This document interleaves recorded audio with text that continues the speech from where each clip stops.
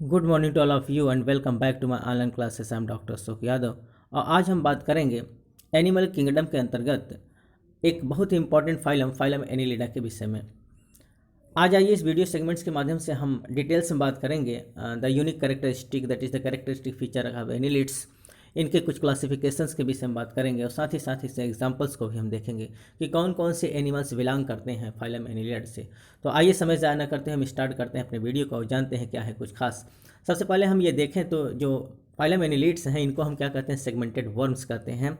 और जो ये नाम दिया गया है फाइलम एनिलिडा का, जो एनिलिडा शब्द है, एनिलिडा नाम है, ये कहाँ से आया है? तो बच्चों ये एनुलाई से लिया गया है। एनुलाई का मतलब होता है कि इनका बॉडी जो होता है वो खंडों में डिवाइड होता है, एक एक सेगमेंट्स में डिवाइड होता है, एक एक कंपार्टमेंट्स में डिवाइड होता है। इसी कंपार्टमेंट्स की वजह से जो एनुलस में डिवाइड होता है, एक एक कंपार्टमेंट में डिवाइड होता है, इसलिए इसको हम क्या कहते हैं, एनिलिड्स कहते हैं। और दूसरा सबसे इंपॉर्टेंट चीज़ ये है कि इनको हम सेगमेंटेड वर्म्स कहते हैं। क्यों? क्योंकि इनका जो बॉडी होता है ये ट्रू सेगमेंटेड होता है, that is the definitive segmentation देखने को मिलता है। Internally as well as the externally दोनों तरफ से क्या होता है, बॉडी डिवाइड होता है। और जो डिवाइड करता है वो किसके द्वारा डिवाइड होता है? सेप्टम के द्वारा होता है। और प्रत्येक सेप्टम डिवाइड करके एक एक कंपार्टमेंट बनाते हैं। प्रत्येक कंपार्टमेंट को हम क्या कहते हैं, मेटामर्स कहते हैं। इस प्रकार से जब खंडों में डिवाइड, प्रत्येक खंड अपने में कंप्लीट होते हैं, अपने में डिपेंडेंट होते हैं, अर्थात प्रत्येक खंड क्या होते हैं, सेल्फ डिपेंडेंटली काम करने के लिए एबल होते हैं। इस प्रकार के एनिमल्स को, इस प्रकार के वर्म्स को हम क्या कहते हैं, सेगमेंटेड वर्म्स कहते हैं। आइए जानते हैं इनके जनरल कैरेक्टरिस्टिक के विषय में कि इनका क्या कैरेक्टरिस्टिक होता है, अर्थात इनके यूनिक फीचर्स को हमको जानना है कि ये किस प्रकार से और एनिमल से डिफर होते हैं, जो लोअर ग्रेड के जो एनिमल्स होते हैं उनसे किस प्रकार से डिफर। आइए बात करते हैं और देखते हैं सबसे पहले इनके हैबिट एंड हैबिटेट के विषय में। They may be aquatic, that is the marine as well as the fresh water, or terrestrial, free living and sometimes parasitic। अर्थात इनमें अगर हम देखें तो एनिलिड्स में क्या होता है, बहुत ज़्यादा वेरिएशंस देखने को, बहुत ज़्यादा डाइवर्सिटीज़ देखने को मिलते हैं। डिफरेंट फॉर्म में ये हैबिटेट देखने को मिलता है, डिफरेंट फॉर्म में पाए जाते हैं। जैसे अगर हम बात करें तो ये मैक्सिमम क्या होते हैं, एक्वाटिक होते हैं। एक्वाटिक में या फ्रेश वाटर भी होते हैं और मेरीन अर्थात फ्रेश वाटर, अर्थात जैसे तालाब, झील, रिवर्स, इन सब में पाए जाते हैं। और जहाँ हाई कंसंट्रेशन ऑफ साल्ट देखने को मिलता है, such as the sea that is the marine ecosystem, समुद्रों में भी ये पाए जाते हैं। साथ ही साथ टेरेस्ट्रियल इकोसिस्टम अगर हम देखें तो लैंड पर भी निवास करते हैं, अर्थात सॉइल में भी रहते हैं, अर्थात भूमि पर निवास करते हैं। और कभी कभी ये फ्री लिविंग फॉर्म में देखने को मिलते हैं, स्वतंत्र रूप से टहलते रहते हैं, स्वतंत्र जीवी होते हैं। और समटाइम्स ये पैरासिटिक होते हैं। और पैरासिटिक में कैसे होते हैं, that is the blood sucking ectoparasites के रूप में। जैसा कि आप देख रहे हैं सामने एक इंटरफेस हो रहा है फिगर, जिसको हम क्या कहते हैं, लीच कहते हैं। ये क्या है, leech, that is the Hirudinaria. तो ये हिरुडिनेरिया जो होता है या लीच होता है, ये क्या होता है, ब्लड सकिंग इक्टोपैरासाइट होते हैं जो हमारे ब्लड को चूसते हैं। तो ये किस रूप में पाए जाते हैं, पैरासिटिक मोड में पाए जाते हैं। बहुत सारे ऐसे होते हैं जो फ्री लिविंग होते हैं और कुछ ऐसे होते हैं जो स्थल पर पाए जाते हैं और मोस्टली ये एक्वाटिक होते हैं in the form of the fresh water as well as the marine. ठीक। अगला अगर हम देखें इनके बॉडी फॉर्म को, तो इनका बॉडी कैसा होता है, बॉडी जो सॉफ्ट, इलांगेटेड, सिलेंड्रिकल और फ्लैटेंड। इनका जो बॉडी होता है वो बहुत ज़्यादा सॉफ्ट होता है, बहुत ज़्यादा कोमल होता है, इलांगेटेड होता है। इलांगेटेड मीन्स इस प्रकार से इनकी बॉडी होती है। कैसे होती है, ये इलांगेटेड होता है। तो बॉडी इनका इलांगेटेड होता है, सिलेंड्रिकल फॉर्म में देखने को मिलता है, सॉफ्ट मिलता है एंड ऑफन फ्लैटेंड भी होता है। कभी कभी कैसा होता है, फ्लैटेंड बॉडी भी देखने को मिलता है, लेकिन मोस्टली क्या होते हैं, मोस्टली सॉफ्ट होते हैं, सिलेंड्रिकल होते हैं, इलांगेटेड होते हैं। It is divided into segments और the metamers by ring like group commonly known as the annuli. जैसा कि अभी ने बात किया कि इसका जो नाम एनिलिडा पड़ा है वो किसकी वजह से पड़ा है, ये एनुलाई की वजह से पड़ा है। अर्थात एनुलाई की वजह से एक रिंग टाइप, इस प्रकार से आप देख रहे हैं तो रिंग टाइप बटे हुए हैं। तो जो एक रिंग टाइप स्ट्रक्चर पाया जाता है इसको हम एनुलाई कहते हैं। और ये प्रत्येक रिंग क्या करते हैं, एक कंपार्टमेंट बनाते हैं, एक सेगमेंट्स बनाते हैं, उस सेगमेंट्स को हम मेटामर्स कहते हैं। तो प्रत्येक सेप्टा जो होते हैं, जैसा कि आप फिगर में देखिए, यहाँ देखिए आपको दिखाया गया है, ये क्या होते हैं, सेप्टा। ये सेप्टा क्या करते हैं, इनको खंडों में डिवाइड करते हैं और प्रत्येक खंड को हम क्या कहते हैं, मेटामर्स कहते हैं। ठीक। तो इनमें मेटामर्स जो बनता है वो किसके द्वारा बनता है, सेप्टम के द्वारा बनता है। जो क्या होता है, डेफिनेटली, अर्थात ये डेफिनेटिव डिवाइड होता है इंटरनल से, मतलब internally as well as the externally both. अंदर से भी ये डिवाइडेशन इनमें देखने को मिलता है, बाहर से भी इनमें सेगमेंटेशन देखने को मिलता है। तो इस प्रकार के ऑर्गेनिज्म को हम क्या कहते हैं, मेटामेरिक सेगमेंटेड वर्म्स कहते हैं। क्या कहते हैं, मेटामेरिक सेगमेंटेड वर्म्स कहते हैं। ठीक। और इनमें tube within tube body plan भी पाया जाता है। क्या पाया जाता है? Tube within tube body plan देखने को मिलता है, अर्थात इनके बीच में एक स्ट्रेट एलिमेंट्री कैनाल पाया जाता है जो थ्रू कहाँ से कहाँ तक होता है? Mouth to anus. कहाँ तक रन करता है? Mouth to anus, that is the straight alimentary canal इनमें देखने को मिलता है। और कंप्लीट एलिमेंट्री कैनाल होता है which extends from the mouth to the anus, जो माउथ से लेकर एनस तक फैला होता है, इसलिए इसको हम tube within tube body plan भी कहते हैं। क्या कहते हैं? आप इसको रिमार्क कर लेंगे, tube within tube body plan भी इनमें देखने को मिलता है। ठीक, तो एक बार फिर से रिमार्क कर लीजिए, इनका बॉडी सॉफ्ट होता है, इलोंगेटेड होता है, सिलेंड्रिकल होता है और इवन फ्लैटेंड भी होता है। इनका जो बॉडी होता है वो सेगमेंट्स में डिवाइड होता है। प्रत्येक segment that is the part को, जो प्रत्येक सेगमेंट्स होते हैं, प्रत्येक कंपार्टमेंट को हम क्या कहते हैं? मेटामर्स कहते हैं। और ये मेटामर्स कौन बनाता है? एनुलाई बनाता है, अर्थात सेप्टा के द्वारा डिवाइड होते हैं। तो ये क्या होते हैं? ये इनका यूनिक कैरेक्टरिस्टिक फीचर, आप इसको रिमार्क कर लेंगे, इनमें मेटामेरिकली सेगमेंटेशन देखने को मिलता है, अर्थात ट्रू सेगमेंटेशन देखने को मिलता है, विच डेफिनेटिवली ये क्या होते हैं? डिसेक्ट होते हैं अंदर से और बाहर से, internally as well as externally both. ठीक, अब बॉडी प्लान की अगर बॉडी सिमेट्री की बात करें तो इनकी बॉडी सिमेट्री कैसी होती है? इनकी बॉडी सिमेट्री बायलैटरल सिमेट्रिकल होता है, अर्थात इनकी बॉडी जो होती है, their body this body can be divided into two equal halves along the central axis of the body, है ना। इनका जो बॉडी होता है इनको दो पैरेलल अर्थात दो इक्वल हाफ में डिवाइड किया जाता है। दोस्तों body can divided into two equal half along the central axis of the body. एक सेंट्रल एक्सिस से बीचों बीच हम बॉडी को इनके दो बराबर भागों में डिवाइड कर सकते हैं और दोनों जो पार्ट होंगे, दोनों जो भाग होंगे वो क्या होंगे? एक दूसरे के मिरर इम्पोज होंगे, मिरर इमेज को शो करेंगे। ठीक, तो कैसे होते हैं? बायलैटरल सिमेट्रिकल देखने को मिलता है। इनका जो बॉडी सिमेट्री होता है वो कैसा होता है? Bilateral symmetry, that is the body is divided into two equal half along the central axis of the body. ठीक, अगर हम लेवल ऑफ ऑर्गेनाइजेशन की बात करें तो इनका जो बॉडी का ऑर्गेनाइजेशन होता है वो कैसे होता है? इनका बॉडी ऑर्गेनाइजेशन कैसा होता है? Organ system level of organisation देखने को मिलता है। क्या? Organ system level of organisation. जैसा कि आपको पता होगा कि अगर हम प्रोटोजोआ से चलें, क्योंकि एनीलिडा के नीचे भी लोअर ग्रेड के फाइलम पाए जाते हैं, जैसे हम बात करें phylum protozoa, phylum Porifera, Coelenterata and helminths. तो अगर हम देखें तो सबसे पहले प्रोटोप्लाज्मिक ग्रेड ऑफ ऑर्गेनाइजेशन, फिर इसके बाद सेलुलर ग्रेड ऑफ ऑर्गेनाइजेशन, इसके बाद फिर टिश्यू ग्रेड ऑफ ऑर्गेनाइजेशन। अब हम एडवांस, क्योंकि इवोल्यूशनरी पॉइंट ऑफ व्यू से अगर हम देखें तो हम इवोल्यूशन की कड़ी में आगे की ओर फर्दर डेवलप कर रहे हैं, आगे की ओर बढ़ रहे हैं। तो एनीलिडा जो होता है अपने लोअर ग्रेड के एनिमल से थोड़ा सा एडवांस होते हैं, इसलिए इसमें जो बॉडी का ऑर्गेनाइजेशन पाया जाता है वो कैसा होता है? Organ system grade of organisation देखने को मिलता है। ठीक, अर्थात इनमें सभी टिश्यू मिलकर ऑर्गन बनाएंगे, ऑर्गन के बाद क्या बनता है? सिस्टम्स बनता है। तो सभी सिस्टम अपना इंडिपेंडेंटली परफॉर्म करते हैं, तो सिस्टम के तहत इनका बॉडी रेगुलेट होता है। जैसे रेस्पिरेटरी सिस्टम अपना अलग काम करेगा, डाइजेस्टिव सिस्टम अपना अलग काम करेगा और सर्कुलेटरी सिस्टम अपना अलग काम करेगा, रिप्रोडक्टिव सिस्टम, ये सब क्या होते हैं? इंडिपेंडेंटली अपना अपना काम परफॉर्म करेंगे। तो इस प्रकार से इनमें कैसा ऑर्गेनाइजेशन देखने को मिलता है? Organ system grade of organisation देखने को मिलता है कि सभी सिस्टम के द्वारा काम होता है, सभी ऑर्गन मिलकर क्या बनाते हैं? सिस्टम बनाते हैं। ठीक, तो अगला अगर हम देखें हेड, इनका हेड कैसा होता है? Anterior end of the body often form a distinct head with the sense organ as well. जो इनका अग्र भाग होता है, इनके पूरे शरीर का जो अगला भाग होता है, इंटीरियर भाग होता है, वो क्या करता है? एक डिस्टिंक्ट हेड बनाता है। क्या बनाता है? एक डिस्टिंक्ट हेड बनाता है और हेड पर इनमें सेंस ऑर्गन पाए जाते हैं, है ना। सेंस ऑर्गन के रूप में इनके क्या होते हैं? डेवलप होते हैं। किस पर पाए जाते हैं? हेड पार्ट पर पाए जाते हैं, अर्थात एनीलेट्स में। जैसे हम बात करें अर्थवर्म के, तो अर्थवर्म में जो होता है हेड इनडिस्टिंक्ट होता है, अर्थात पूर्ण रूप से डेवलप्ड हेड नहीं पाया जाता है। लेकिन अगर वहीं हम नेरिस की बात करें तो नेरिस में डिस्टिंक्ट हेड पाया जाता है और उसके ऊपर बहुत सारे सेंस ऑर्गन होते हैं, सच एज द आईज लगा होता है, सिराई लगा होता है, टेंटिकल्स लगे होते हैं। तो ये सब क्या है? उनके सेंस ऑर्गन्स होते हैं, जो कहाँ कौन बियर करता है? हेड। तो नेरिस पर क्या होता है? डिस्टिंक्ट हेड देखने को मिलता है। लेकिन एनीलिड्स में अगर हम देखें तो अर्थवर्म में इनडिस्टिंक्ट हेड देखने को मिलता है, वहाँ हेड बहुत ज़्यादा डेवलप नहीं होता है। लेकिन फिर भी आप यहाँ जानेंगे interior end of the body often form, जो इनका अग्र भाग होता है इनके शरीर का, वो एक डिस्टिंक्ट हेड का निर्माण करता है और उस पर सेंस ऑर्गन देखने को मिलते हैं। एक चीज़ हम आपको और बहुत अच्छा बात बताना चाहते हैं कि जितना अच्छा हेड का फॉर्मेशन होता है, जितना अच्छा सिफिलाइजेशन होता है, हेड को हम क्या कहते हैं? सिफिलाइजेशन। जितना अच्छा हेड, जितना ज़्यादा इवॉल्व्ड हेड होगा उसमें उतना ही अच्छा सेंस ऑर्गन का डेवलपमेंट होता है। जैसे अगर हम ह्यूमन बींग्स की बात करें तो हम लोगों का जो हेड होता है उसमें ब्रेन पाया जाता है। ब्रेन बहुत ही ज़्यादा सेंसिटिव होता है। हम लोग एक बुद्धिजीवी प्राणी कहे जाते हैं, क्यों? क्योंकि हम लोगों का सिफिलाइजेशन जो होता है, हम लोगों का हेड क्या होता है और एनिमल्स के कंपेरिजन में ज़्यादा बड़ा होता है। और इसमें सेंस ऑर्गन के रूप में हम क्या देखते हैं? आई पाया जाता है, नोज पाया जाता है, ईयर पाया जाता है। ठीक, तो ये सब सेंस ऑर्गन्स हैं।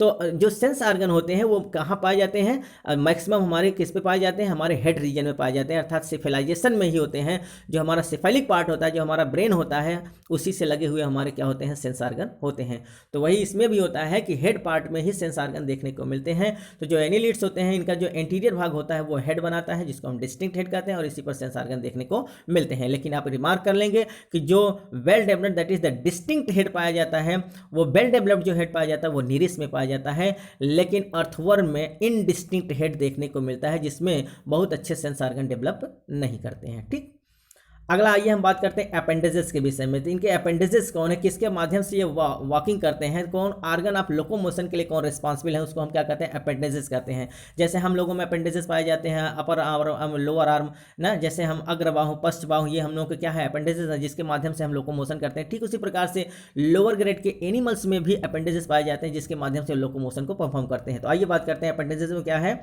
Many annelids have simple unjointed locomotory appendages commonly called as the parapodia। बहुत सारे annelids ऐसे होते हैं जिनमें सिंपल अनजॉइंटेड अर्थात एक साथ मिले हुए, जॉइंट में बटे नहीं होते, अर्थात उसमें किसी प्रकार का कोई जोड़ नहीं पाया जाता, आर्थ्रोसिस नहीं पाया जाता है। तो many annelids have the simple unjointed locomotory appendages commonly called as the parapodia। जैसा कि आप फिगर में देख रहे हैं कि इस प्रकार के एक उभार दिखाई दे रहा है, ये उभार किसका है, ये इनके बॉडी वॉल का एक्सटेंशन फॉर्म है।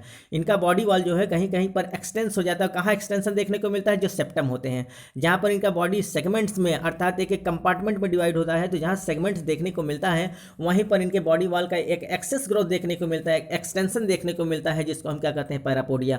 एंड पैरापोडिया ये रिस्पॉन्सिबल फॉर द लोकोमोशन, इसी पैरापोडिया के द्वारा क्या करते हैं, लोकोमोशन करते हैं। तो ये पैरापोडिया है। अगर इस फिगर में जानने की कोशिश करिए, देखिए ये है, ये जो देखिए कांटे के रूप में एक उभार दिखाई दे रहा है, इसके बॉडी वॉल का क्या होता है, एक्सेस ग्रोथ होता है, that is the extension of the body wall. इनके बॉडी वॉल का एक्सटेंशन है, which is commonly known as the parapodia, and it is responsible for the locomotion. इसी के द्वारा ये क्या करते हैं, लोकोमोशन करते हैं। ठीक, तो ये किसमें सबसे ज़्यादा इवॉल्व्ड किसमें होता है, नेरिस में ही। तो एनिलिड्स का जो एक ऑर्गेनिज्म है जिसका नाम है नेरिस, तो नेरिस में जो है पैरापोडिया मोस्टली इवॉल्व्ड होता है। और ये क्या है, उनके बॉडी वॉल का एक्सेसिव ग्रोथ है, that is the extension of the body wall which is commonly used for the locomotion. ठीक, तो ये चलने के लिए अर्थात लोकोमोशन के लिए रिस्पॉन्सिबल कौन होता है, आप इसको रिमार्क कर लेंगे, पैरापोडिया ये रिस्पॉन्सिबल फॉर द लोकोमोशन। इनके गमन के लिए, इनके चलने के लिए पैरापोडिया रिस्पॉन्सिबल होता है। ठीक, अगर हम इनके जर्म लेयर की बात करें तो इनमें जर्म लेयर क्या होता है, these are the triploblastic animals. ये कैसे होते हैं, ये ट्रिप्लोब्लास्टिक एनिमल्स होते हैं, अर्थात उनमें ट्रिप्लोब्लास्टिक के रूप में इक्टोडर्म, मेसोडर्म एंड एंडोडर्म पाए जाते हैं। अर्थात इनका टोटल बॉडी का जब डेवलपमेंट हुआ, अगर हम इनके एम्ब्रियोनिक फेज में देखें तो जब इनका एम्ब्रियोनिक फेज जब ये जब डेवलप हो रहे थे तो इनके टोटल बॉडी का जो निर्माण हुआ है, टोटल शरीर का जो फॉर्मेशन हुआ है, वो 3 प्रकार के जर्म लेयर से बना है। कौन कौन, इक्टोडर्म, मेसोडर्म एंड एंडोडर्म। ठीक, इस प्रकार से ऐसे एनिमल्स जिसमें तीनों जर्म लेयर पाए जाते हैं, ऐसे एनिमल्स को हम क्या कहते हैं, ट्रिप्लोब्लास्टिक एनिमल्स कहते हैं। तो एनिलिड्स भी क्या होते हैं, ट्रिप्लोब्लास्टिक एनिमल्स होते हैं, क्योंकि इनके टोटल बॉडी का फॉर्मेशन 3 जर्म लेयर से हुआ है। और कौन है, ectoderm, mesoderm as well as the endoderm. ठीक, अगला आइए हम इनके बॉडी वॉल की बात करते हैं। इनका बॉडी वॉल कैसा होता है, जैसा कभी अभी हम बात कर रहे थे कि इनके बॉडी वॉल का एक्सेसिव ग्रोथ पाया जाता है, जिसको हम पैरापोडिया कहते हैं। तो उसी बॉडी वॉल के विषय में हम बात करते हैं। It consist of the thin moist cuticle single layered epidermis and well developed musculature. इनका जो बॉडी वॉल होता है वो कैसा होता है, थिन होता है, बहुत ही पतला होता है। मॉइस्ट क्यूटिकल अर्थात इनका जो शरीर होता है वो कैसा होता है, एकदम मॉइस्ट होता है, एकदम नम बना रहता है। सिंगल लेयर्ड एपिडर्मिस देखने को मिलता है, एक सिंगल लेयर की एपिडर्मिस होती है, और जिसमें वेल डेवलप्ड मस्कुलेचर होता है, अर्थात मांसपेशियां क्या होती हैं, वेल डेवलप्ड होती हैं। इनमें 2 प्रकार की मांसपेशी पाई जाती है, सर्कुलर एंड लॉन्गिट्यूडनल। तो longitudinal and circular muscles layer इनमें देखने को मिलता है। ये सिंगल एपिडर्मिस के होते हैं, और इनमें क्या होता है, जो इनका शरीर होता है बहुत मॉइस्ट होता है। मॉइस्ट क्यों होता है बच्चों, आप इसको जान लीजिए। मॉइस्ट इसलिए होता है क्योंकि इनके जो सेप्टम होते हैं, सेप्टम पर छोटे छोटे पोर पाए जाते हैं, छेद पाए जाते हैं, उसी के माध्यम से सिलोम बाहर आता रहता है। तो इनका जो बॉडी होता है वो बिल्कुल नम चिपचिपा बना रहता है। क्यों, ड्यू टू द ये क्या निकलता है, सिलोमिक फ्लूइड निकलता रहता है। अब वो जो प्योर्ड होता रहता है सिलोमिक फ्लूइड, इनके बॉडी के चारों तरफ क्या होता है, घिरा होता है, इनके बॉडी से चिपका होता है, जिसकी वजह से इनकी बॉडी नम बनी रहती है। और नम बॉडी की वजह से ही इनमें क्या होता है, लोकोमोशन होता है। तो अगर हम बात एनिलिड्स की करें तो इनमें जो लोकोमोशन होता है बच्चों, उसको हम क्या कहते हैं, coelomic fluid wave of motion कहते हैं। क्या कहते हैं, coelomic fluid wave of motion कहते हैं। अर्थात इस प्रकार के मोशन को हम क्या कहते हैं, इसको हम कहते हैं हाइड्रोस्टैटिक मूवमेंट। क्या कहते हैं, हाइड्रोस्टैटिक मूवमेंट। तो इसमें हाइड्रोस्टैटिक मूवमेंट देखने को मिलता है, जो सिलोमिक फ्लूइड निकलता है इनके बॉडी को नम बनाए रखता है, जिसकी वजह से इनमें क्या होता है, coelomic fluid wave of motion देखने को मिलता है और ये अपने बॉडी को आगे की ओर खिसकाते रहते हैं, अर्थात प्रोपोगेशन करते हैं। इनका बॉडी जो प्रोपेगेट करता है, आगे की ओर बढ़ता है, वो किसकी वजह से होता है, हाइड्रोस्टैटिक प्रेशर की वजह से। सिलोमिक फ्लूइड में एक मैकेनिज्म होता है लोकोमोशन के लिए, इनका बॉडी नम बना रहता है, इसलिए वो आगे की ओर बढ़ते हैं। इस प्रकार का मोशन जो होता है उसको क्या कहते हैं, coelomic fluid wave of motion कहते हैं। ठीक, तो इस प्रकार से इनमें मोशन होता है। अगर इनका शरीर सूख जाए तो ये लोकोमोशन नहीं कर पाएंगे। क्यों, क्योंकि इनका बॉडी आगे प्रोपेगेट नहीं हो पाएगा। सिलोम जैसे ही सूख जाएगा वैसे इनका बॉडी प्रोपेगेशन नहीं कर पाएगा। ठीक, तो ये क्या होता है, इनका बॉडी वॉल कैसा होता है, it consist of the thin moist cuticle single layer epidermis as well as the well developed musculature पाया जाता है। और मसल्स के रूप में क्या होता है, circular as well as the longitudinal muscles देखने को मिलते हैं। Minute bristles like chitinous structures called as the setae are present. Very very most important, इनके शरीर पर बहुत सारे काइटिनस स्ट्रक्चर देखने को मिलते हैं, ब्रिस्टल लाइक स्ट्रक्चर देखने को मिलते हैं, जिसको हम क्या कहते हैं, सीटी कहते हैं। और ये सीटी भी रिस्पॉन्सिबल होते हैं लोकोमोशन के लिए। तो आप बच्चों एक बात रिमार्क कर लीजिए, लिख लीजिए कहीं कॉपी में कि एनीलिड्स में लोकोमोशन जो होता है किसके द्वारा होता है, पैरापोडिया के द्वारा होता है, सीटी के द्वारा होता है, सक्कर्स के द्वारा होता है, टेंटिकल्स के द्वारा होता है। ठीक, तो ये सब इनके लोकोमोटरी ऑर्गेनिज्म। कुछ ऐसे ऑर्गेनिज्म है जिनमें सक्कर्स के माध्यम से, जैसे हम लीच की बात करें तो लीच में क्या होता है, सक्कर्स पाया जाता है, सक्कर्स के माध्यम से लोकोमोशन करते हैं। कुछ ऐसे एनिमल्स होते हैं जिसमें सीटी के माध्यम से होता है।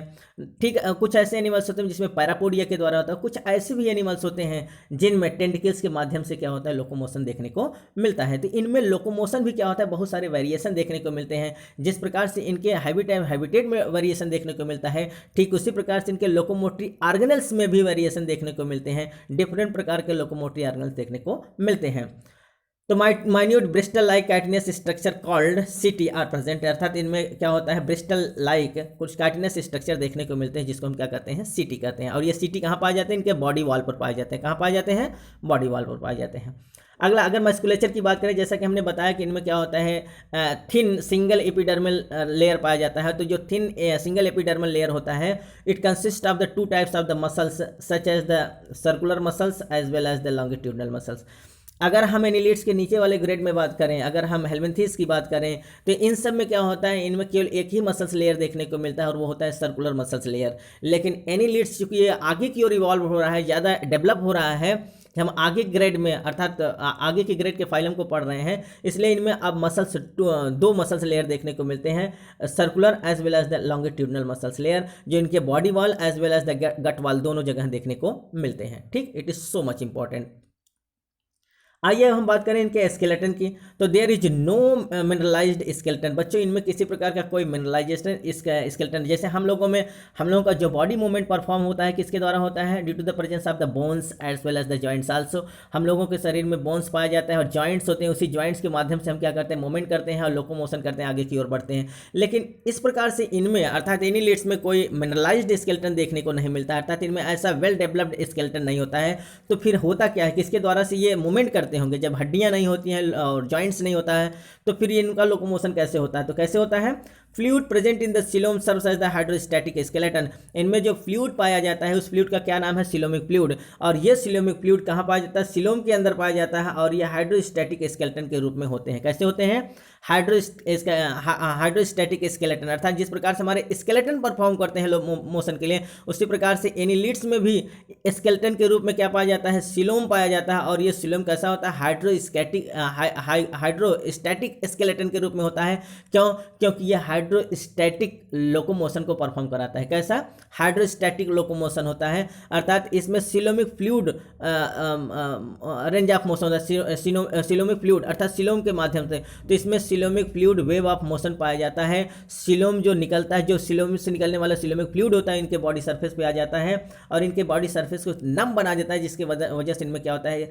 हाइड्रोस्टैटिक प्रेशर बनता है, हाइड्रोस्टैटिक मूवमेंट होता है। और ये कौन काम करता है, इनके अंदर जो पाए जाने वाले सिलोमिक फ्लूइड होते हैं। जिस प्रकार से हम लोगों में बोन्स होते हैं, उसी प्रकार से बोन्स के जैसे ही इनमें हाइड्रोस्टैटिक स्केलेटन होता है इन the form of the coelomic fluid which is present in the coelom. ठीक, अगला आइए हम बात करते हैं इनके बॉडी कैविटी के विषय में।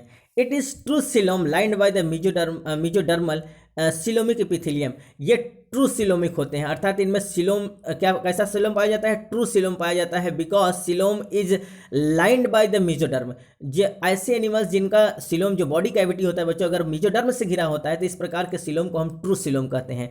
तो एनिलिड्स में क्या होता है, ट्रू सिलोम देखने को मिलता है, because their coelom that is the body cavity is surround by that is the lined by the mesoderm that is the coelomic epithelium. Coelomic epithelium का बना हुआ जो मीजोडर्म होता है उसके द्वारा इनकी बॉडी कैविटी डिवाइड होती है, इसलिए ऐसे एनिमल्स को हम ट्रू सिलोमिक एनिमल्स कहते हैं। तो एनिलिड्स क्या होते हैं, ट्रू सिलोमिक एनिमल्स होते हैं।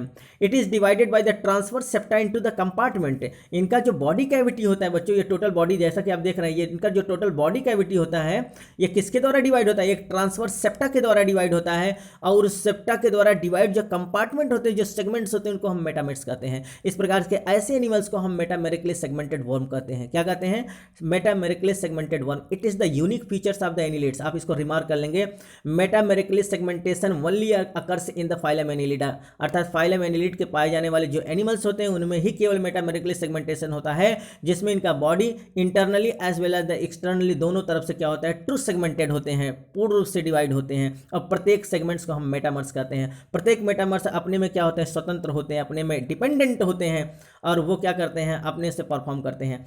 ठीक, तो ये कौन डिवाइड करता है, it is divided by the transverse septa.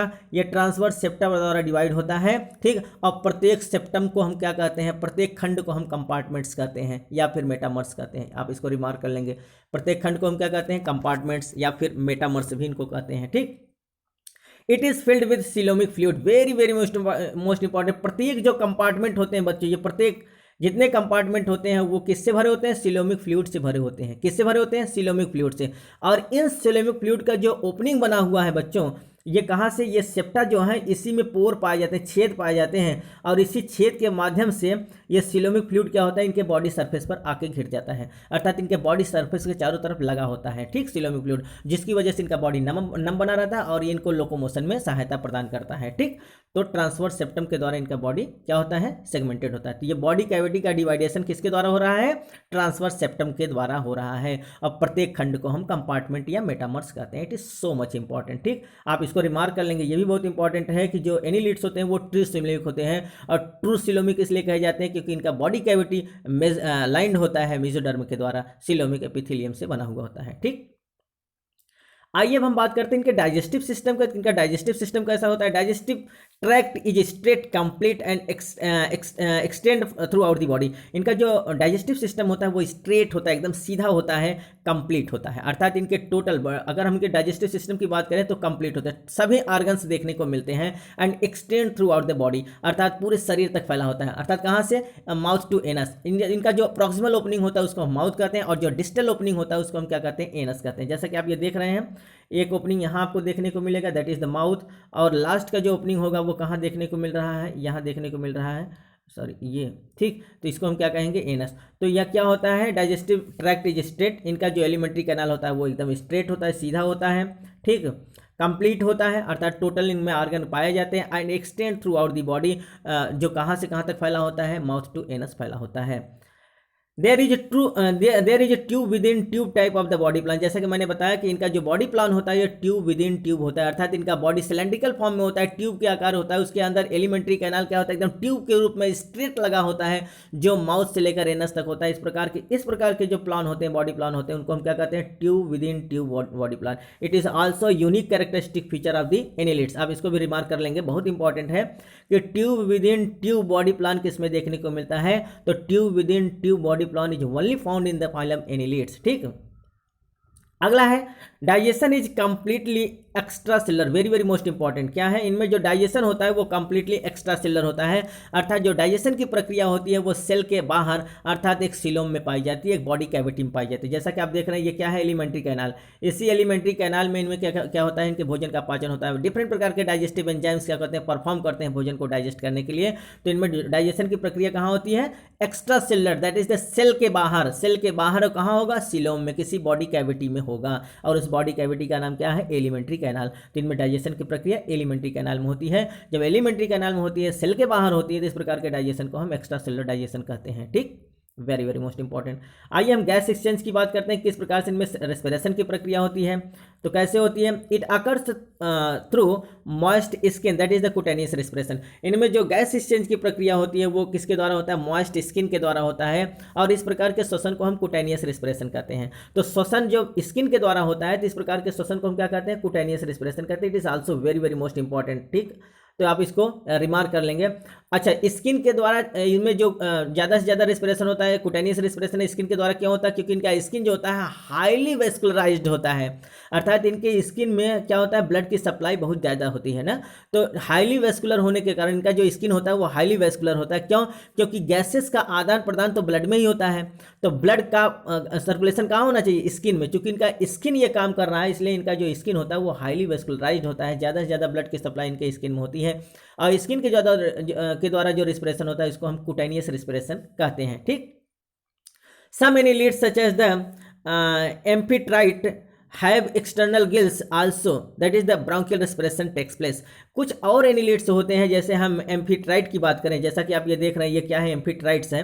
तो एम्फीट्राइट में क्या होता है? इनमें जो रेस्पिरेशन होता है वो कुटेनियस रेस्पिरेशन नहीं होता है, अर्थात इनका स्किन उतना सॉफ्ट नहीं होता, उतना मॉइस्ट नहीं होता है जितना कि एनिलिड्स का होता है, सॉरी वो अर्थवर्म का होता है। तो ऐसे एनिलिड्स जिनका बॉडी थोड़ा सा हार्ड होता है, तो इनमें गिल्स के द्वारा रेस्पिरेशन होता है। इनमें एक्सटर्नल गिल्स देखने को, जैसा कि आप यहाँ देख रहे हैं, इनमें एक्सटर्नल गिल्स देखने को मिलता है, और ये गिल्स के द्वारा श्वसन करते हैं। तो जब गिल्स के द्वारा कोई ऑर्गेनिज्म श्वसन करता है तो उसको हम क्या कहते हैं? ब्रोंकियल रेस्पिरेशन कहते हैं। तो आप इस एक चीज़ रिमार्क कर लेंगे कि एनिलिड्स में cutaneous respiration as well as the bronchial respiration देखने को मिलता है। मोस्ट ऑफ एनिलिड्स में स्किन के द्वारा रेस्पिरेशन होता है थ्रू द डिफ्यूजन। जैसा कि आप देख रहे हैं, यहाँ देखिए गैस ऑक्सीजन अंदर की ओर जा रहा है और कार्बन डाइऑक्साइड बाहर की ओर आ रहा है। देखिए यहाँ क्या है? ऑक्सीजन अंदर की ओर जा रहा है, कार्बन डाइऑक्साइड बाहर की तरफ, अर्थात इनमें स्किन के द्वारा ये काम हो रहा है, इसलिए इसको हम कुटेनियस रेस्पिरेशन कहते हैं। लेकिन अगर हम एम्फीट्राइट की बात करें तो एम्फीट्राइट में एक्सटर्नल गिल्स पाया जाता है, और गिल्स के द्वारा जब श्वसन होता है तो इसको हम ब्रोंकियल रेस्पिरेशन कहते हैं। तो एनिलिड्स में कैसे रेस्पिरेशन होते हैं? Cutaneous as well as the bronchial respiration both, ठीक, दोनों पाए जाते हैं। मोस्ट ऑफ द एनिलिड्स में कुटेनियस रेस्पिरेशन होता है, जबकि सम ऑफ द एनिमल्स में क्या होता है? एक्सटर्नल गिल्स के द्वारा होता है, जिसको हम ब्रोंकियल रेस्पिरेशन कहते हैं। It is so much important. अगर हम इनके सर्कुलेटरी सिस्टम की बात करें तो blood vascular system is close type. इनमें जो ब्लड वेस्कुलर सिस्टम होता है बच्चों वो क्लोज्ड होता है, अर्थात एक थ्रू चैनल बॉडी का सर्कुलेशन होता है, ब्लड का सर्कुलेशन होता है। और थ्रू चैनल्स मीन्स क्या होता है? एक डेफिनेटिव ब्लड वेसल्स होते हैं, और डेफिनेटिव ब्लड वेसल्स के द्वारा इनके ब्लड का सर्कुलेशन होता है जो थ्रू चैनल चलता है। कुछ ऐसे ऑर्गेनिज्म जिसमें open type of blood circulation देखने को मिलता है, उनमें क्या होता है? पूरा ब्लड उनके बॉडी कैविटी में फैला होता है, अर्थात सब जगह बॉडी कैविटी में पूरा ब्लड बिखरा बिखरा रहता है, और जो कोशिकाएं होती हैं वह अपने अकॉर्डिंग टू नीड, अपनी आवश्यकता के अनुसार क्या करते हैं? ब्लड को ले लेते हैं, या ब्लड में डिजॉल्व जो कंपोनेंट है उनको ले लेते हैं। लेकिन जैसे हम लोग हुए, जो ह्यूमन बींग्स होते हैं, ह्यूमन बींग्स में भी क्या होता है? क्लोज ब्लड सर्कुलेशन होता है। हम लोगों का जो ब्लड होता है वो आर्टरी के माध्यम से, वेंस के माध्यम से सर्कुलेट करता है, अर्थात वेसल्स के माध्यम से सर्कुलेट करता है, हमारे बॉडी कैविटी में फैला नहीं होता है, ठीक बच्चों। अगर बॉडी कैविटी में हमारा ब्लड फैल जाएगा तो ज़्यादा से ज़्यादा क्या होगा? अर्थात इम्प्योर ब्लड हो जाएंगे, टॉक्सिसिटी क्रिएट हो सकता है। तो नेचर ने जो एडवांस ऑर्गेनिज्म है उनमें कैसा दिया है? क्लोज ब्लड सर्कुलेटरी सिस्टम दिया है। तो एनिलिड्स में भी क्या होता है? क्लोज ब्लड सर्कुलेटरी सिस्टम होता है, अर्थात इसमें डेफिनेटिव ब्लड वेसल्स होते हैं जिनके माध्यम से इनका बॉडी ब्लड क्या होता है? सर्कुलेट करता है, ठीक। Some blood vessels are elongated and acts as the heart. कुछ ब्लड वेसल्स इनमें क्या होते हैं? इलोंगेट हो जाते हैं, थोड़ा सा स्वेल कर जाते हैं, बड़े हो जाते हैं, और वो हार्ट का रूप ले लेते हैं। बच्चों जैसे हम लोगों में हार्ट एकदम सेल्फ डिपेंडेंट एक मस्कुलर पार्ट होता है, हार्ट होता है, उस प्रकार से इनमें हार्ट वेल इवॉल्व नहीं होते हैं। इनमें जो होता है, जो वेसल्स होते हैं, ब्लड वेसल्स होते हैं, ब्लड वेसल्स ही क्या होते हैं? इलोंगेटेड होकर हार्ट का रूप ले लेते हैं। हम लोगों में जो सर्कुलेटरी सिस्टम होता है बच्चों, उसमें कौन कौन रिस्पॉन्सिबल होता है? हार्ट होता है, ब्लड वेसल्स होता है, एंड है ना, एंड ब्लड होता है। लेकिन इनमें क्या होता है? इनमें जो होता है, इनमें हार्ट वेल इवॉल्व नहीं होता है। इनमें हार्ट जो वेसल्स होते हैं वही थोड़ा सा इलोंगेटेड हो जाते हैं, थोड़ा सा बड़े होकर हार्ट का रूप ले लेते हैं, ठीक। अर्थात इनमें वेल डेवलप्ड हार्ट नहीं देखने को मिलता है। Blood is red in colour with haemoglobin dissolve in the plasma. इनमें जो ब्लड लाल होता है बच्चों, वो किसकी वजह से? रेस्पिरेटरी पिगमेंट हीमोग्लोबिन की वजह से। जिस प्रकार से हम लोगों का ब्लड लाल होता है, हम लोगों के ब्लड में हीमोग्लोबिन पाया जाता है, ठीक उसी प्रकार से एनिलिड्स में भी क्या पाया जाता है? रेड ब्लड के रूप में, अर्थात जो रेड ब्लड होता है, रेड जो कलर होता है due to the presence of the haemoglobin. लेकिन अंतर केवल इतना है कि हम लोगों में जो हीमोग्लोबिन होता है वो आरबीसी में डिजॉल्व होता है, रेड ब्लड सेल्स में डिजॉल्व होता है, लेकिन जो एनिलिड्स एनीलिट्स होते हैं इनमें जो ब्लड होता है सॉरी हीमोग्लोबिन होता है वो प्लाज्मा में डिजॉल्व होता है। अब इसको रिमार्क कर लेंगे कि जो एनीलिट्स होते हैं उनमें हीमोग्लोबिन प्लाज्मा में डिजॉल्व होता है, जबकि जो हम लोग होते हैं तो उनमें हम लोगों में क्या होता है, ब्लड किस में डिजॉल्व होता है, आरबीसी में डिजॉल्व होता है। ठीक, केवल इतना अंतर है। लेकिन रेस्पिरेटरी पिगमेंट के रूप में हीमोग्लोबिन उनमें भी पाया जाता है, हमारे अंदर भी पाया जाता है। और देखिए कुछ खास बात यह है, सम एनिलिट्स हैव इरिथ्रोक्रोरिन पिगमेंट आल्सो, कुछ एनिलिट्स में इरिथ्रोक्रोरिन भी पाया जाता है। तो एनिलिट्स में दो प्रकार के रेस्पिरेटरी पिगमेंट देखने को मिलते हैं, मोस्टली हीमोग्लोबिन और रेयरली देखने को मिलता है इरिथ्रोक्रोरिन पिगमेंट। तो एक एसोसिएटिव रेस्पिरेटरी पिगमेंट भी है जिसको हम क्या कहते हैं, इरिथ्रोक्रोरिन, क्योंकि एग्जाम में यह भी पूछा जाता है। तो क्या एनिलिट्स में दो प्रकार के रेस्पिरेटरी पिगमेंट देखने को मिलते हैं, mostly haemoglobin which is dissolve in the plasma and rarely erythrocruorin भी देखने को मिलते हैं कुछ एनिलिट्स में।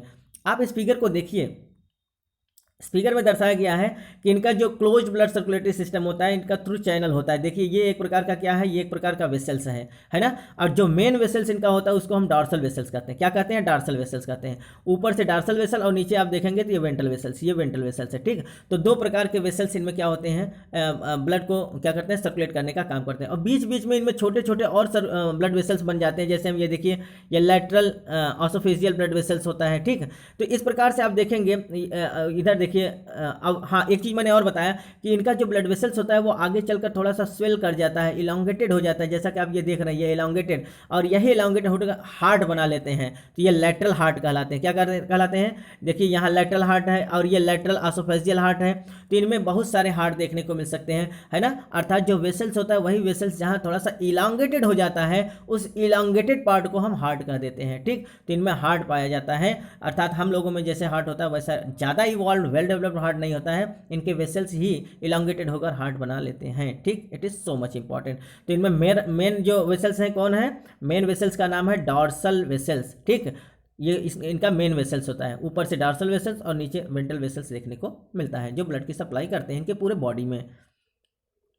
आइए बात करते हैं इनके एक्सक्रेटरी सिस्टम्स के विषय में। It consist of the coiled tubular called as the nephridia. इनमें sorry it consist of the coiled tubules called as the nephridia. इनमें क्या होता है, ये कुंडलित, बहुत ज़्यादा कुंडलित, मुड़े मुड़े क्या पाए जाते हैं, ट्यूब्यूल्स पाए जाते हैं, और उन ट्यूब्यूल्स को हम नेफ्रिडिया कहते हैं। जिस प्रकार से हम लोगों में एक्सक्रेटरी सिस्टम के एक्सक्रेटरी ऑर्गन्स के रूप में किडनी पाया जाता है, ठीक उसी प्रकार से इनमें एक्सक्रेटरी ऑर्गन्स के रूप में नेफ्रिडिया पाया जाता है, which is the highly coiled, एक बहुत ज़्यादा हाईली क्वाइल्ड स्ट्रक्चर्स होता है जिसको हम नेफ्रिडिया कहते हैं।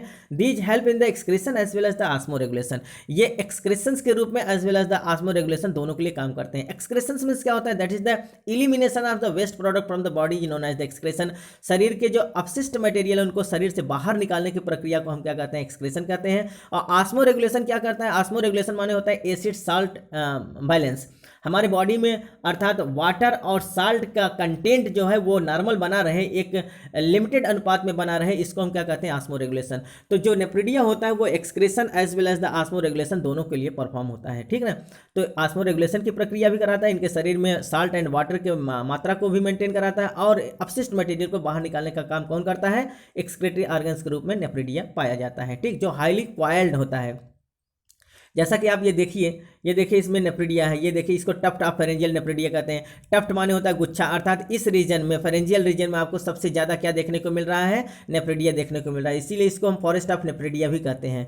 साथ ही साथ यहाँ आप देखेंगे इसको इंटीगुमेंट्री नेफ्रिडिया कहते हैं, अर्थात ये इंटीगुमेंट स्किन में पाए जाने वाले। अगला देखिए सेप्टम नेफ्रिडिया, जो सेप्टम पार्ट पर पाए जाने वाले नेफ्रिडिया होते हैं उसको हम सेप्टम नेफ्रिडिया कहते हैं। तो इनमें बहुत सारे नेफ्रिडिया होते हैं जो क्या करते हैं, परफॉर्म करते हैं excretion as well as the osmoregulation. ठीक, आगे देखिए एक्सक्रेटरी मटेरियल क्या होता है। एक्सक्रेटरी मटेरियल के रूप में इनमें अमोनिया भी पाया जाता है और यूरिया भी पाया जाता है। अगर ये एक्वाटिक फॉर्म में होते हैं, जल में रहते हैं, तो इनमें अमोनिया एक्सक्रेट आउट करते हैं, और जब लैंड पर रहते हैं तब ये यूरिया को एक्सक्रेट आउट करते हैं।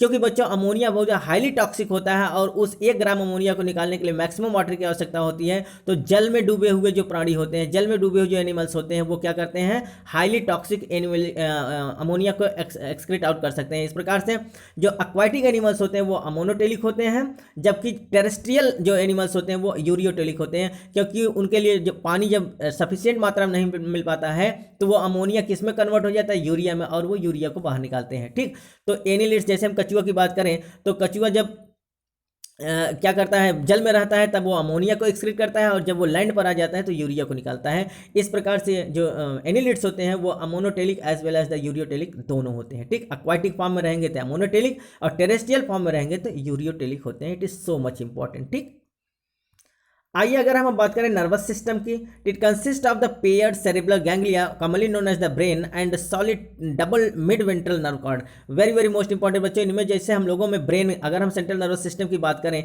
तो हम लोगों में ब्रेन एंड स्पाइनल कॉर्ड पाया जाता है। तो इनमें इतना वेल डेवलप्ड सेंस ऑर्गन्स और नर्वस सिस्टम नहीं होते हैं। तो इनमें क्या होता है बच्चों, जैसे हम लोगों में ब्रेन पाया जाता है तो इनको ब्रेन के रूप में इनमें क्या पाया जाता है, पेयर्ड सेरिब्रल गैंग्लिया पाया जाता है। क्या पाया जाता है बच्चों, पेयर्ड सेरिब्रल गैंग्लिया पाया जाता है, अर्थात ये नर्व्स का गुच्छा होता है, बंच होता है, एक टफ्ट होता है बहुत सारे नर्व्स का, और ये आपस में मिलकर ब्रेन बना लेते हैं। तो ब्रेन क्या है, it is the paired cerebral ganglia, अर्थात ये सेरिब्रल गैंग्लिया होता है, और इसके साथ में लगा हुआ solid double mid ventral nerve cord होता है। तो अगर हम नर्वस सिस्टम की बात करें तो इनके नर्वस सिस्टम के दो भाग होते हैं, एक होता है सेरिब्रल पेयर्ड सेरिब्रल गैंग्लिया, और दूसरा होता है मिड वेंट्रल नर्व कॉर्ड। क्या होता है, मिड वेंट्रल नर्व कॉर्ड। ये दोनों मिलकर इनके नर्वस सिस्टम का निर्माण करते हैं। ठीक, sense organ like taste birds, photo receptor cells and statocyst etcetera are also present.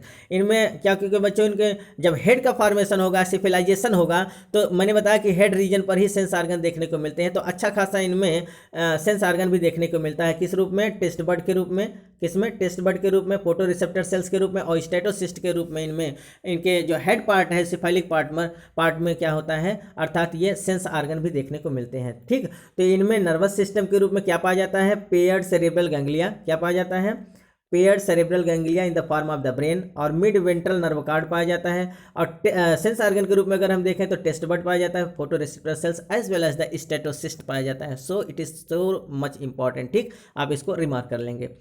आगे आइए हम बात करते हैं इनके रिप्रोडक्टिव सिस्टम के विषय में। ठीक, सेक्सेस में भी separated, that is the dioecious, और unite, that is the monoecious. इनमें जो सेक्स ऑर्गन होता है वो या तो फिर अलग अलग हो सकता है, ठीक, अर्थात दोनों ऑर्गेनिज्म मेल एंड फीमेल दोनों अलग अलग हो सकते हैं, that is known as the dioecious, और या फिर दोनों एक में हो सकते हैं, यूनाइट हो सकते हैं, that is called as the monoecious, अर्थात हर्मोप्रोडाइट। तो कुछ ऑर्गेनिज्म ऐसे होते हैं जो सेक्स इनके सेपरेटेड होते हैं, डायोसियस होते हैं, और कुछ ऐसे होते हैं जो मोनोसियस होते हैं, अर्थात हर्मोप्रोडाइट होते हैं। मेल एंड फीमेल दोनों सेक्स ऑर्गन एक में ही यूनाइट मिलते हैं। ठीक, Nereis is unisexual whereas the earthworm and leech are the bisexual. Nereis जो होता है वो क्या होता है, वो यूनिसेक्सुअल होता है, अर्थात मेल एंड फीमेल दोनों सेक्स ऑर्गन अलग अलग होते हैं, दोनों ऑर्गेनिज्म अलग अलग होते हैं। जबकि जो लीच और अर्थवर्म होते हैं ये क्या होते हैं, हर्मोफ्रोडाइटिक फॉर्म में पाए जाते हैं, अर्थात इनमें दोनों मेल एंड फीमेल दोनों सेक्स ऑर्गन एक में ही होते हैं। तो इनमें जो फर्टिलाइजेशन की प्रक्रिया होती है बच्चों, वो कैसा होता है, उनमें क्रॉस फर्टिलाइजेशन देखने को मिलता है। ठीक, और क्रॉस फर्टिलाइजेशन होना बहुत जरूरी है, क्योंकि इवोल्यूशनरी पॉइंट ऑफ व्यू से जो रेसेस का इंप्रूवमेंट होता है, न्यू अर्थात न्यू कॉम्बिनेशन का जो फॉर्मेशन होता है, न्यू कॉम्बिनेशन कैरेक्टरिस्टिक का जो फॉर्मेशन होता है बच्चों, वो क्रॉस ओवर के द्वारा ही होगा। अर्थात उसमें सेल्फ फर्टिलाइजेशन, अगर सेल्फ क्रॉस फर्टिलाइजेशन हो जाएगा तो उनमें जो एक रेसेस दिखाई देना चाहिए, एक इवोल्यूशन दिखाई देना चाहिए, वो नहीं हो पाएगा। ठीक, तो वेरिएशन के लिए जरूरी है क्रॉस फर्टिलाइजेशन का होना। एक जेनेटिक मटेरियल, एक ऑर्गेनिज्म अपने जेनेटिक मटेरियल को दूसरे ऑर्गेनिज्म जब इंटरचेंज करता है तो उसमें न्यू कैरेक्टर का फॉर्मेशन होता है, क्रॉस ओवर होता है। तो ये होना बहुत जरूरी है, क्योंकि इवोल्यूशनरी पॉइंट ऑफ व्यू से वेरिएशन बहुत इंपॉर्टेंट रूप लेता है, और वेरिएशन के द्वारा ही न्यू स्पीसीज का फॉर्मेशन होता है। So it is very very most important. ये बहुत ज़्यादा एप्लीकेबल होता है, बहुत ज़्यादा जरूरी हो कि क्या होना चाहिए, क्रॉस फर्टिलाइजेशन होना चाहिए, सेल्फ फर्टिलाइजेशन जरूरी नहीं है। ठीक, तो अर्थवर्म में क्या होता है, क्रॉस फर्टिलाइजेशन होता है। एक ऑर्गेनिज्म अपने जेनेटिक मटेरियल को दूसरे ऑर्गेनिज्म में क्या कर देता है, ट्रांसफर कर देता है, एक दूसरे को ट्रांसफर अर्थात इंटरचेंज करने का काम ये लोग करते हैं, और एक्सटर्नल फर्टिलाइजेशन देखने को मिलता है। It is so much important. अब देखिए हम फर्टिलाइजेशन की बात कर रहे हैं, तो it is external, that is the earthworm. Earthworm में एक्सटर्नल फर्टिलाइजेशन होता है, और in some form are internal, that is the leech. जो लीच होता है, जो केचुआ होता है, सॉरी जो जोंक होते हैं बच्चों, जो हिरडिनेरिया होता है, उनमें इंटरनल फर्टिलाइजेशन देखने को मिलता है, जबकि अर्थवर्म में एक्सटर्नल फर्टिलाइजेशन देखने को मिलता है। So it is so much important. ठीक, जैसा कि देखिए आप फिगर में दिखाया गया है कि दोनों ऑर्गेनिज्म क्या कर रहे हैं, अपने जेनेटिक मटेरियल को क्या करते हैं, इंटरचेंज कर रहे हैं। ठीक, अर्थात इनमें क्या होता है, आपस में कॉपुलेशन करते हैं, और एक जेनेटिक मटेरियल दूसरे जेनेटिक मटेरियल में क्या करता है, ट्रांसफर, इंटरचेंज करने का काम ये कर रहे हैं। ठीक, it is so much important. आइए अब हम डेवलपमेंट की बात करें, तो इनका डेवलपमेंट कैसा होता है। तो लाइफ हिस्ट्री में इंक्लूड्स ट्रोकोफुल लार्वा इन सम फॉर्म, अर्थात इनमें जो डेवलपमेंट होता है बच्चों, इनडायरेक्ट डेवलपमेंट देखने को मिलता है। जब डायरेक्ट क्या होता है, डायरेक्ट डेवलपमेंट में लार्वा अब्सेंट होता है, जबकि इनडायरेक्ट डेवलपमेंट में क्या पाया जाता है, लार्वल फॉर्म देखने को मिलता है। तो एनीलिड्स में होता है बच्चों कुछ टिपिकल लार्वा देखने को मिलते हैं, जिसको हम क्या कहते हैं, ट्रोकोफोर लार्वा कहते हैं। तो ट्रोकोफोर लार्वा पाया जाता है। ठीक, तो ये जैसा कि आपको पता होना चाहिए कि ये क्वेश्चन बहुत ज़्यादा पूछा जाता है कि trochophore larva commonly found in the annelids. तो एनीलिड्स में कुछ टिपिकल लार्वा पाए जाते हैं, जिसको हम क्या कहते हैं, ट्रोकोफोर लार्वा कहते हैं। और इनमें जो डेवलपमेंट होगा वो इनडायरेक्ट डेवलपमेंट होगा। कैसा होगा, इनडायरेक्ट डेवलपमेंट। जैसा कि आप देख रहे हैं लट्टू के आकार का ये क्या है, ये ट्रोकोफोर लार्वा है, जो किसमें पाए जाएंगे, फाइलम एनीलिड्स के मेंबर्स में देखने को मिलते हैं। ठीक, आइए अब इनके हम कुछ यूनिक कैरेक्टरिस्टिक फीचर को देखें, एक बार समराइज करते हैं कि इनमें क्या यूनिक कैरेक्टरिस्टिक फीचर है जो किसी और दूसरे फाइलम के एनिमल में नहीं पाए जाएंगे, अर्थात और दूसरे फाइलम के एनिमल से ये कैसे किस प्रकार से डिफर हैं। आइए इसके विषय में बात करते हैं। तो सबसे पहले क्या होता है, मेटामेरिकली सेगमेंटेशन, अर्थात एनीलिड्स के जितने भी ऑर्गेनिज्म होते हैं इनमें मेटामेरिकली सेगमेंटेशन देखने को मिलते हैं। अर्थात इनका बॉडी जो होता है वो कंपार्टमेंट में डिवाइड होता है, अर्थात इनका जो बॉडी कैविटी होता है वो क्या होता है, अर्थात ट्रांसवर्स सेप्टम के द्वारा एक एक कंपार्टमेंट में डिवाइड होता है। प्रत्येक कंपार्टमेंट को हम मेटामर्स कहते हैं। इस प्रकार के सेगमेंटेड बॉडी को हम क्या कहते हैं, metamerically segmentation, which is the unique characteristic feature of the annelids. Annelids का यूनिक कैरेक्टरिस्टिक फीचर है। अगला है nephridia for excretion as well as the osmoregulation. जो एनीलिड्स होते हैं इनमें एक्सक्रेटरी ऑर्गन्स के रूप में क्या पाया जाता है, नेफ्रिडिया पाया जाता है। And it is responsible for the excretion as well as the osmoregulation, अर्थात वेस्ट मटेरियल को शरीर से बाहर एलिमिनेट आउट करने के लिए और एसिड बेस बैलेंस बनाने के लिए इनमें क्या पाया जाता है, nephridia in the form of the excretory organs which is responsible for the excretion as well as the osmoregulation both। Close circulatory system इनमें देखने को मिलता है। इनका जो ब्लड सर्कुलेटरी सिस्टम होता है वो कैसा होता है, क्लोज टाइप होता है, अर्थात इनका जो ब्लड सर्कुलेशन होता है वो through channel that is the vessels के द्वारा होता है। और इनमें जो वेन वेसल्स होता है उसको हम डार्सल वेसल्स कहते हैं। ठीक, तो डार्सल वेसल्स और वेंट्रल वेसल्स के द्वारा इनका जो सर्कुलेशन परफॉर्म होता है। Respiratory pigment dissolve in the plasma, respiratory pigment के रूप में इसमें हीमोग्लोबिन पाया जाता है और वो हीमोग्लोबिन किस में डिजॉल्व होता है, प्लाज्मा में डिजॉल्व होता है, which is the characteristic feature of the annelids also. अगला है setae in the body wall is most form. ठीक, इनके बॉडी वॉल पर लोकोमोटरी ऑर्गन्स के रूप में क्या पाया जाता है, सीटी पाया जाता है। क्या पाया जाता है, सीटी। तो इनके बॉडी वॉल पर क्या कहते हैं, लोकोमोशन को परफॉर्म करने के लिए सीटी पाया जाता है। So it is all about the unique characteristic feature of the annelids. ये एनीलिड्स का एक यूनिक फीचर है जो और किसी ऑर्गेनिज्म में देखने को नहीं मिलेगा। आइए अब हम देखें advancement over the round worm. ये राउंड वर्म से किस प्रकार से एडवांस है। ठीक, क्योंकि हमने कहा कि इवोल्यूशनरी पॉइंट ऑफ व्यू से हम जितने ही ऊपर मतलब हायर ग्रेड में हम आएंगे उतने ही ज़्यादा इनमें क्या करने एडवांसमेंट देखने को मिलेगा। तो आइए हम बात करते हैं कि राउंड वर्म से ये किस प्रकार से एडवांसमेंट है। ठीक, आइए बात करते हैं। मेटामेरिकली सेगमेंटेड, ये क्या होता है, ये मेटामेरिकली सेगमेंटेड, जबकि राउंड वर्म जो होता है वो मेटामेरिकली सेगमेंटेड नहीं होता है। उनमें जो सेगमेंट होता है इंटरनली सेगमेंट आपको देखने में, बाहर से वो सेगमेंटेड नहीं दिखाई देते हैं। ठीक ना, तो इनमें जो होता है मेटामेरिकली सेगमेंटेशन केवल और केवल एनीलिड्स में दिखेगा, जबकि राउंड वर्म में ऐसा नहीं होता है।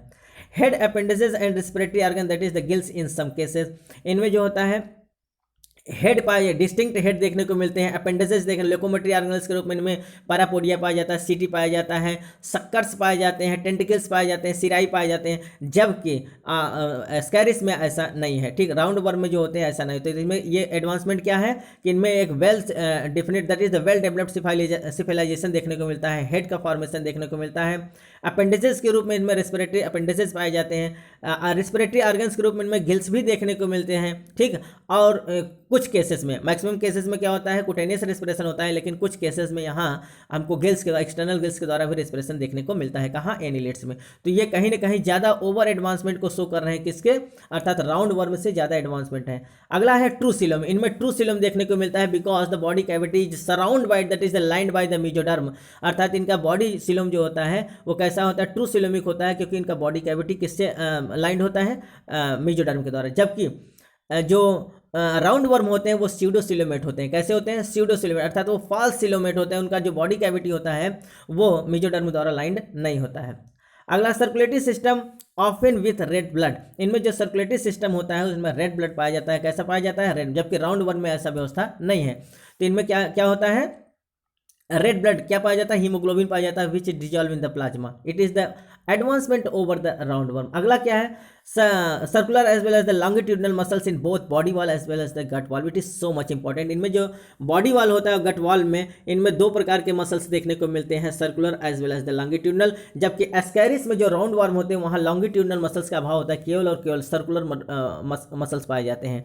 तो एनिलिड्स में कहीं ना कहीं मस्कुलेचर फॉर्म जो होता है ज़्यादा एडवांस है, ज़्यादा डेवलप है in the comparison of the round worm. तो यहाँ हमको जो मसल्स है वो दो प्रकार के मसल्स देखने को मिल रहे हैं, circular as well as the longitudinal muscles, जो body wall as well as the gut wall दोनों में देखने को मिलता है। So it is the advancement of the annelids over the round worm. ठीक, आइए बच्चों अब हम इसके एग्जांपल्स को देख लेते हैं कि एनिलिड्स में कौन कौन से ऑर्गेनिज्म हैं, स्पेसिमिन कौन कौन से हैं। तो सबसे पहले हम देख रहे हैं नेरिस, जिसको हम सैंड वर्म कहते हैं, रेग वर्म कहते हैं, क्लाम वर्म कहते हैं। ठीक, तो ये नेरिस जो होता है ये किस में है, अर्थात फाइलम एनिलिडा के मेंबर्स हैं।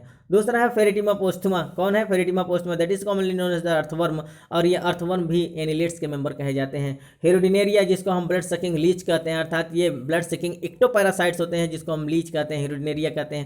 बच्चों जब लीच किसी आदमी को बाइट करता है तो इसमें इन्वर्टेड वाई आकार का एक बाइट मार्क बन जाता है, और जब ये सक करता है तो इसके शरीर में एक बहुत इंपॉर्टेंट एंजाइम पाया जाता है जिसको हम हिरोडिन एंजाइम कहते हैं, और ये जहाँ काटता है, जहाँ यह सक करता है उसी स्थान पर उसको छोड़ देता है, और ये एंटी कोगुलेंट होता है जो ब्लड का थक्का नहीं जमने देता है, और ये क्या करता है बच्चों, ज़्यादा से ज़्यादा ब्लड को सक कर लेता है। अगर ये किसी ऐसे जगह पर अटैच हो जाए जहाँ आदमी उसको पकड़ के निकाल ना सके तो ज़्यादा से ज़्यादा ब्लड को, इतना ज़्यादा ब्लड चूस लेगा बच्चों कि आदमी का जान भी ले सकता है। ठीक, अर्थात द पर्सन में लीड्स टू डाई, मर भी सकता है। क्यों? क्योंकि ये पूरे ब्लड को चूसने की क्षमता रखता है। इसके शरीर के अंदर बच्चों 10 चैम्बर्ड क्रैब पाया जाता है, वो पूरे क्रैब को ब्लड से भर लेता है। यहाँ तक कहा जाता है कि अगर लीच एक बार में ब्लड सक कर ले तो पूरे साल भर तक के लिए अपने भोजन का भंडारण ही कर लेता है, स्टोरेशन कर लेता है, पूरा ब्लड चूसता चला जाएगा, और एक समय ऐसा आएगा कि आपके शरीर का पूरा ब्लड ये चूस डालेगा और आदमी क्या हो जाता है, ब्लड के स्कार्सिटी में मर जाता है। ठीक,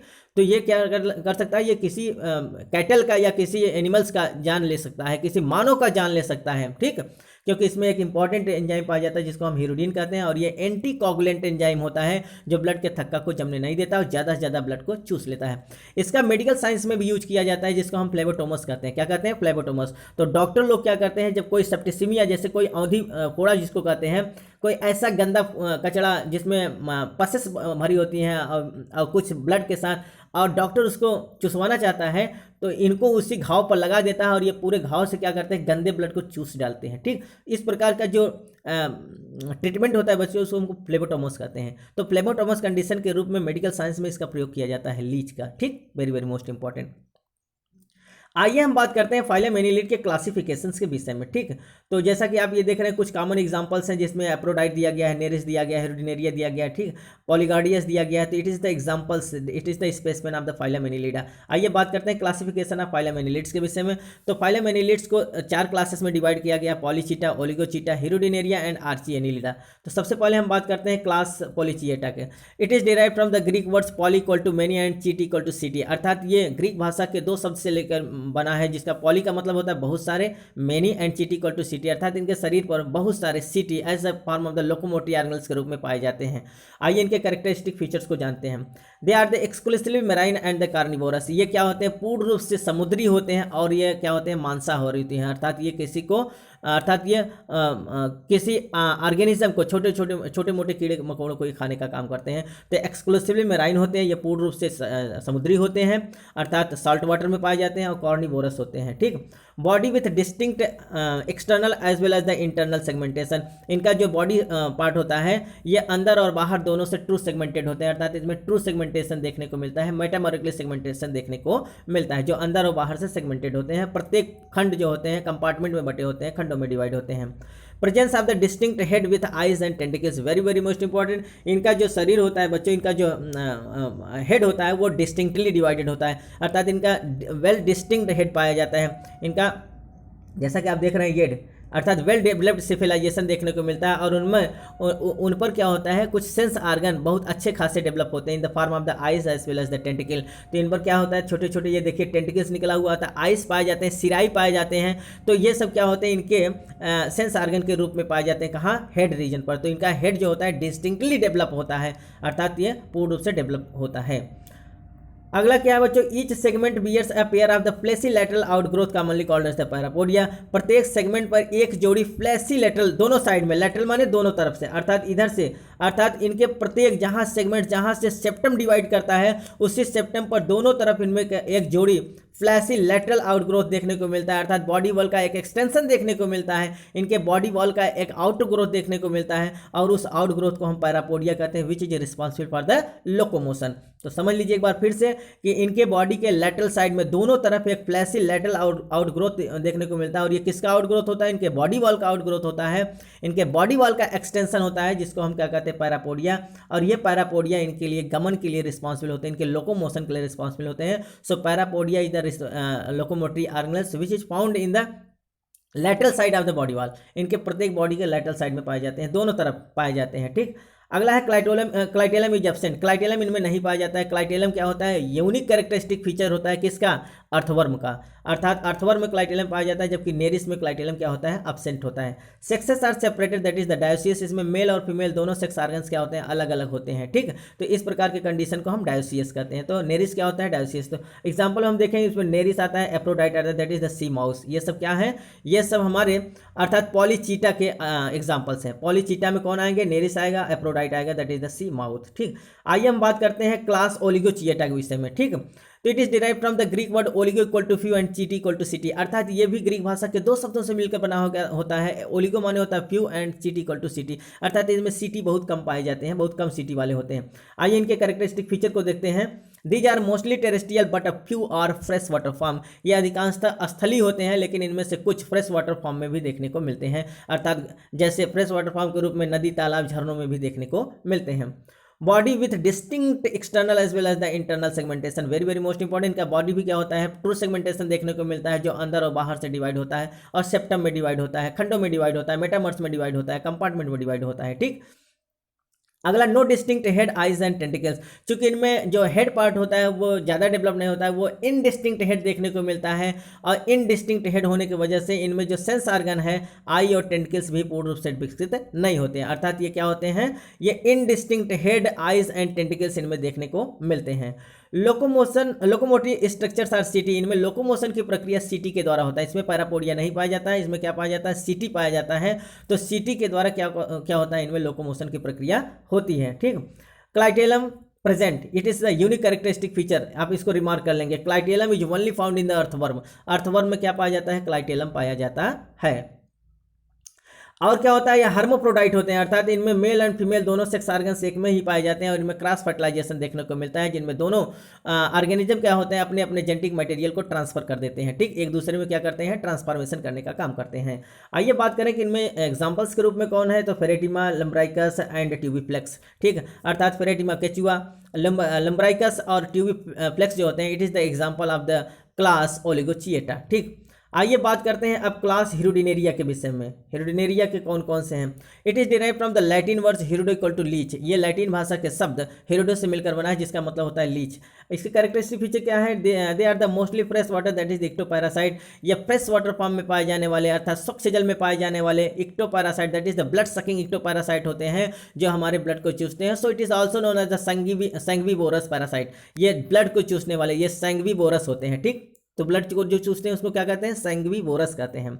बॉडी विथ डिस्टिंक्ट सेगमेंट्स, इनका बॉडी भी क्या होता है, खंडों में डिवाइड होता है, मेटामर्स में डिवाइड होता है, जैसे कंपार्टमेंट में डिवाइड होता है, जो internally as well as externally दोनों तरफ से क्या होता है, सेगमेंटेड होता है। तो ट्रू सेगमेंटेशन, मेटामेरिकली सेगमेंटेशन देखने को मिलता है। Head, tentacles, parapodia and setae are absent. इसमें हेड, टेंटिकल्स, पैरापोडिया, सीटी ये सब क्या होते हैं, एब्सेंट होते हैं, अर्थात इसमें भी इनडिस्टिंक्ट हेड देखने को मिलता है, indistinct tentacles and parapodia, setae ये सब देखने को मिलता है। तो इनमें जो लोकोमोशन की प्रक्रिया होती है, जब इसमें सीटी नहीं है, पैरापोडिया नहीं है, टेंटिकल्स नहीं है, तो कैसे होता होगा, सक्कर्स के माध्यम से। इनके आउट यहाँ दोनों तरफ पर, एंटीरियर और पोस्टीरियर दोनों एंड पर सक्कर्स पाए जाते हैं। इसी सक्कर्स के द्वारा क्या करते हैं, ये अटैचमेंट करते हैं, और इसी सक्कर्स के द्वारा इनमें लोकोमोशन की प्रक्रिया होती है। जैसा कि ये दिया है सक्कर्स प्रेजेंट, ठीक। तो दो इनमें सक्कर्स पाया जाता है। सक्कर्स के द्वारा क्या करते हैं, ये किसी होस्ट से अटैचमेंट भी करते हैं इसी के माध्यम से, और उसी के द्वारा वो लोकोमोशन को भी परफॉर्म्स करते हैं, ठीक। It is so much important.